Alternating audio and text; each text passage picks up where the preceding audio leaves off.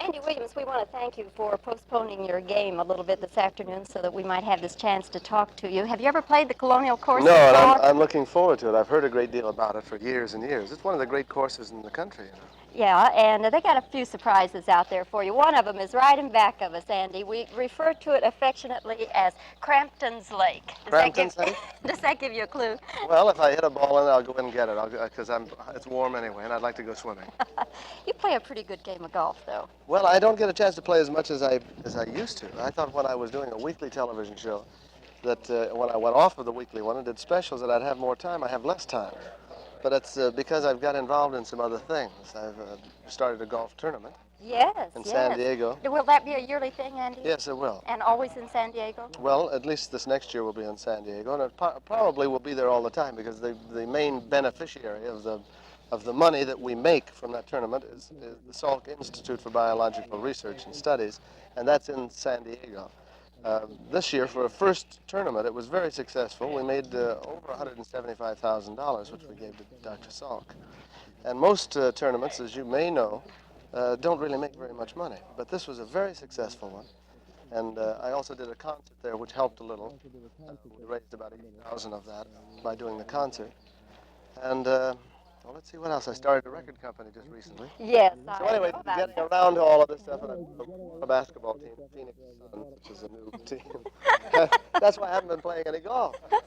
Andy, did you find that your game varies any, let's say when you play with your regular golfing buddies? Who might they be, by the way? Well, I used to play a lot with Robert Goulet until he was caught on television in the Crosby thing and did such strange shots.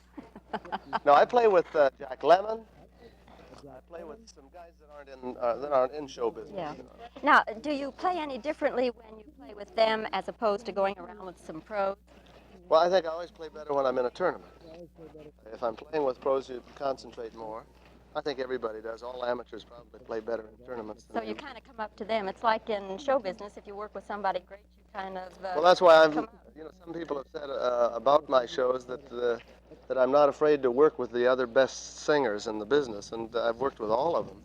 A lot of singers would prefer not to have another singer on the show. I would rather have the best people around me that I could get, because it always rubs off a little bit and it makes you look better. I'm not afraid to sing with anybody, because I know that in the long run, if it's my show, I'm going to inherit a great deal of the gloss that they have. Andy, I want to bring up while we're talking about your show last Sunday, the H. Andrew Williams Kaleidoscope. That was a gas, really and truly. Well, it was kind of a labor of love. I loved it from the very beginning. The idea of doing a show about kaleidoscope and mainly a hook to bring in new music, new clothes, new styles. Yeah, you're pretty gassy in that neighbor jacket. I felt a little funny when I first put it on, and then after I wore it for a day or two, I began to really feel comfortable in it. I think that it's if men would go along with it, they'd be very happy that they did, because it's much more comfortable than a tie and a suit. They hang well and they feel very, very groovy. Andy, what kind of reaction have you had to the show? Because it certainly was a departure for you. Well, the reaction was surprisingly wonderful all the way around. Maybe there would be some people who would say, "Well, what's happened to our boy?" Yes, our boy next door.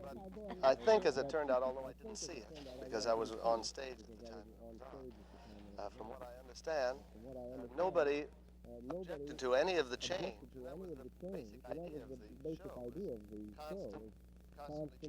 Constantly changing patterns. Life really is. That's what we all do. Somebody said you even had a call from Ethel Kennedy about the show? Well, I was talking to her.